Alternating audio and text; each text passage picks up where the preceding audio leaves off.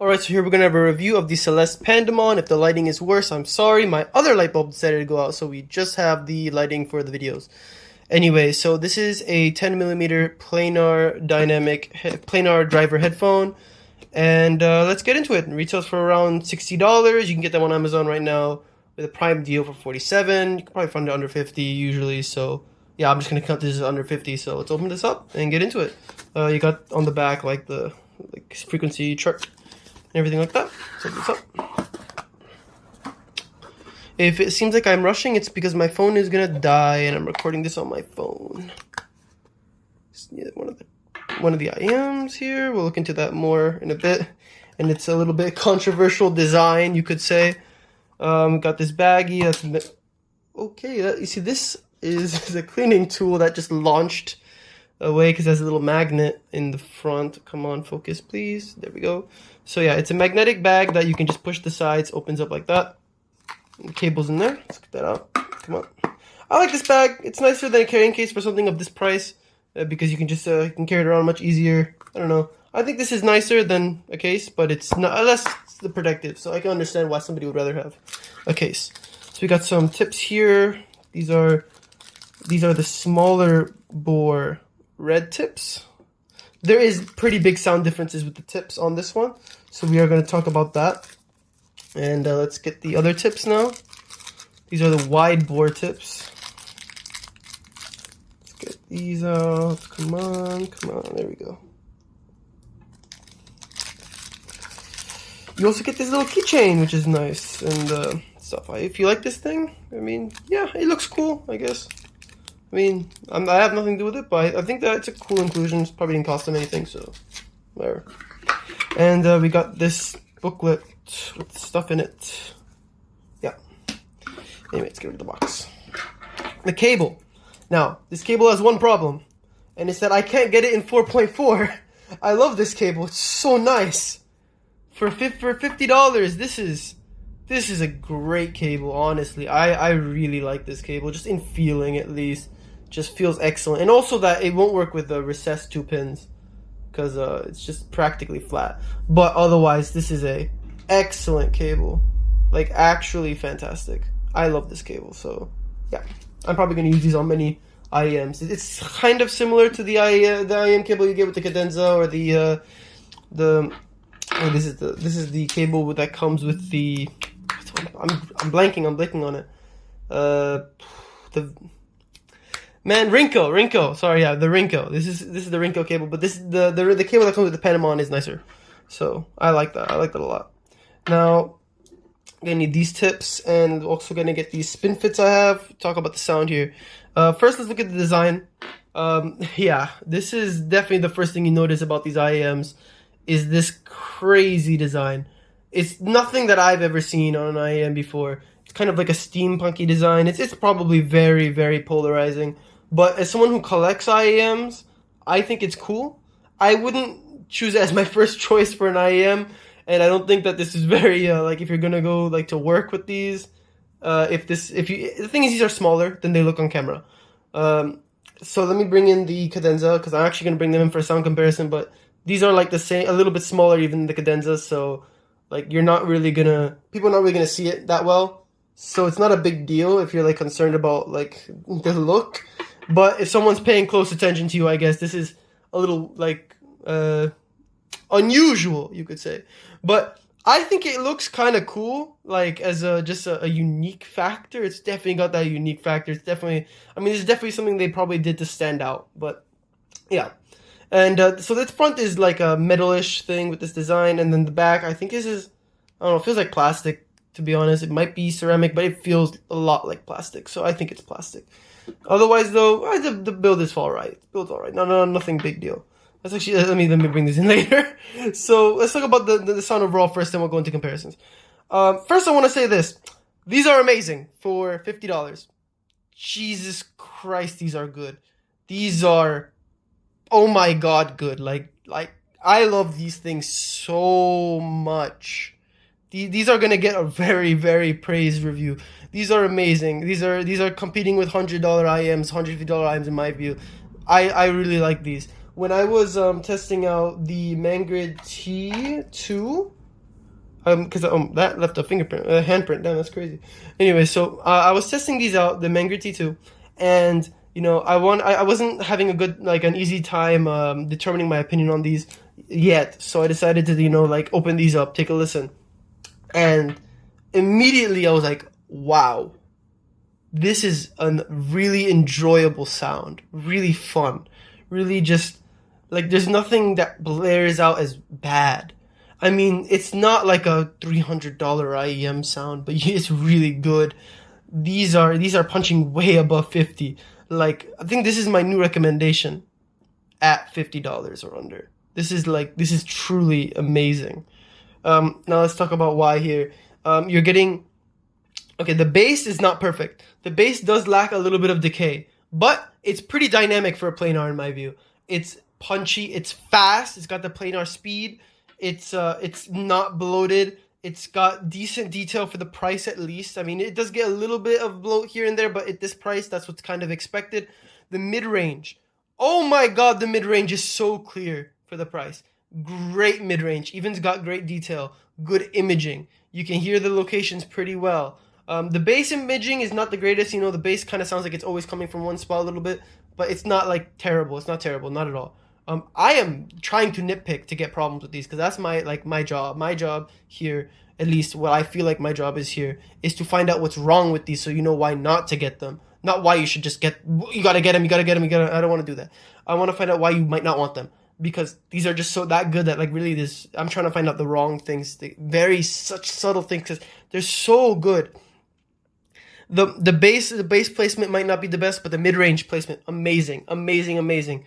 You're getting great soundstage at this price. Your head's here, you're getting the sound around here. I mean, it's not the Oxygen's soundstage, but you're getting close to Pen-On Globe soundstage. This is really good soundstage. It has excellent vocals. I think that it does, the upper mid-range is better than the lower mid-range. You're going to get better female vocals than male vocals, but you're going to get both really nicely done. Honestly, at this price, ridiculously good. For $50, this is probably some of the best mid-range you can get in my view. The highs are not piercing, but you can get a little bit of sibilance every once in a while, so they can probably become fatiguing over extremely long periods of time depending on what music you're listening to. But most likely you shouldn't have a problem. It's just really for those extremely sibilance prone people, and I'm actually probably close to one of those people. And I don't really have an issue with these. I'm enjoying these. I'm having fun listening to these. I was as soon as I put these in my ear, I was really enjoying my music. Now, let's talk about what is emphasized. And that really depends on what tips you use. Now, another crazy cool thing about these is that depending on the tip you use, I'm trying to clean this, get this not as disgusting. Sorry, I use these now. Immediately, I use these the most today just because I was what is this? This is amazing.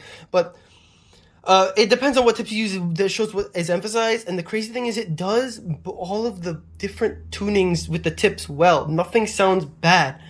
You got just these two tips, and you got the spin fits. I'm going to say right now, the spin fits and these tips, they sound extremely close. You're going to get a very similar sound, so I'm really just going to take the spin fits out. It's in terms of comfort, I probably should talk about that real quick. These are extremely comfortable. I found no issues with comfort because it also does go in, you see, have this great bridge here. I don't know what they call it. It's the extension of the nozzle is great, so you're not going to have this part really intruding on your ear too much. It's just got a nice, comfortable fit in your ear. I have small ears, still fit excellently, so no problem with fit.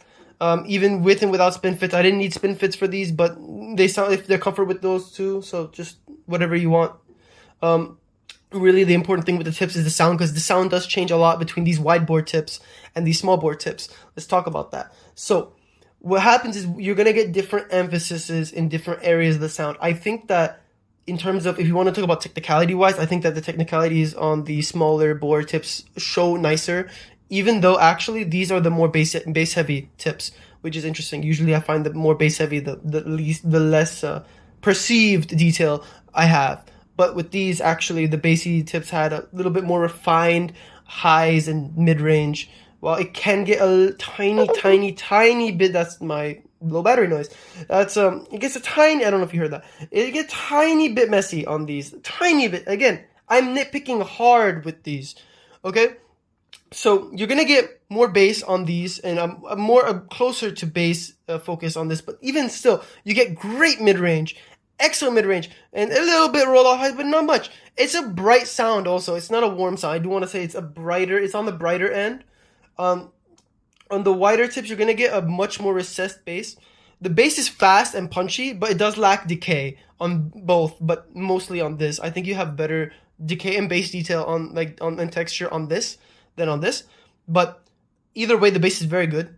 It's not as good as a dynamic driver's bass in my opinion. You definitely can tell, it's coming from a planar, but it actually does very well for planar driver's bass. You're gonna get speed. You're gonna get the excellent punch that these have. It's just amazing, honestly. I know I'm shilling these hard. I don't do that often on this channel. And if you watch this channel, you're subscribed to this channel, I don't have just positive reviews everywhere. These are something special in my view. I don't know why these don't get more attention. Interjection here because I kind of forgot while recording Pandamon. So I wanted to also say that the source matters for these. I don't know why I didn't mention it in the review. I was too busy talking about how much I like them.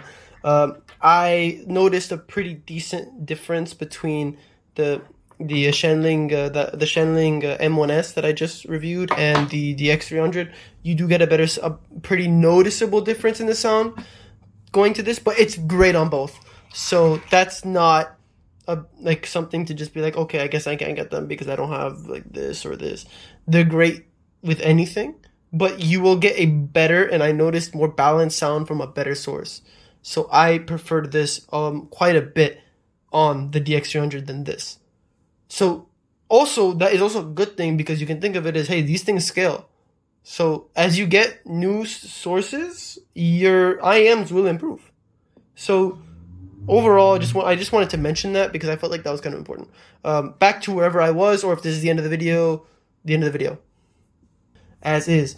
Anyway, so comparisons now, because I think that covered this sound pretty well on its own. We have the Cadenza, which was actually my favorite under 50. It's now usurped by these incredible things, the Pandamon. And we have the Tri-Star River. Tri-Star River, which is good. I enjoy these for the price, but I think that this just completely destroys the purpose of having this almost. I'm gonna get these tips out of the way just so we have just a cleaner look of the table. I think that the one thing that the Star River can do better than this is that the decay on the bass on this is a little bit better. But I think actually the detail on the bass is better on the Pandamon also, and you have better speed. And you can control the bass quality between the two tips. With your two tips on the Pandamon, I think that just even the bass is better. The mid range is far cleaner and more detailed on the Pandamon. Actually is it's just the dynamic range on every frequency range on here is better than the Tri-Star River. I think the Star River is a great IEM, don't get me wrong, but I really love the Pandamon a lot. The Pandamon is in almost every way, in my opinion, better than the Star River. So I really just I can still recommend these as a great IEM. But if you really you don't like planars and you want to have a very dynamic, good decay in the bass, I guess. But even then, I find the bass better on the planar. If you just can't handle planars, this I guess can be for you. I don't even hear really much planar timbre on here, really. So if you told me this was a dynamic, I probably wouldn't be able to tell too much. So I'm actually taking these out of the table because just the Pandamon just does everything that does, but better. I wish I reviewed these before I reviewed those because I gave those a recommendation. But and they still are good. They're great IEMs if you got them. But this is better. Let's talk about against the Cadenza. The Cadenza now. This is something you can still consider. I love the Cadenza, and the Cadenza is $35. So if you can't bump the $35 to $50, Cadenza is a great IEM. Now, if you want a warmer sound, less fatiguing, more comfortable, more comforting sound, the Cadenza is your move. Now, if you want a more detailed sound, better imaging, and overall, I think I enjoy these more. I love the Cadenza. The Cadenza was actually the IEM that brought me back into the IEM hobby because I'm more into headphones, but the Cadenza made me interested in IEMs again. So I have a soft spot for the Cadenza. But these sound better to me. I mean, in again, almost every frequency range. Now you're gonna get I think a little bit more dynamic sounding bass on the Cadenza. So you are gonna get it's a warm, punchy sound. Like you're gonna get I think better decay on a decently better decay on the Cadenza. But I think that the detail is better on this in the mid range and the highs. It's a bright sound though. It's not a warm sounding IEM. So if you like bright IEMs, it's better than this. It's not too bright that it's like sibilant or anything like that. No. They're just on they're like on the brighter side, like compared to like warmer IEMs. So if you want a warm, comforting sound that's more relaxed, get the Cadenza. That's my recommendation right now. If you want a brighter sound, or just you are fine with either, but you'd want whichever one that I think sounds better, that's the Pandamon. These are incredible. I think that honestly, a closer comparison would be the Pandamon against the Hexa, which is just wild. The Hexa's $80, and I think that the Pandamon can pick a pretty good fight with this. Honestly, that's just my view. I think the bass is a lot better on the Hexa, and you're gonna get better detail overall on the Hexa. But in terms of just fun, I think the Pandamon can fight it pretty good, honestly. And you're definitely getting good detail and good imaging on the Pandamon as well. And I think the soundstage is equal than the Hexa. I think that the Hexa is still a better IEM, but I think the Pandamon is just this is amazing for the price. So that's it for this review. I hope this helped, and I hope more people buy these because these are underrated as hell. I don't know how it's not getting hype. This is impressive. So amazing job to Celest, Kinera, whatever. These are amazing IEMs, and my phone's gonna die. So, but this is already ran long. So thank you for watching. I hope this helped. See ya.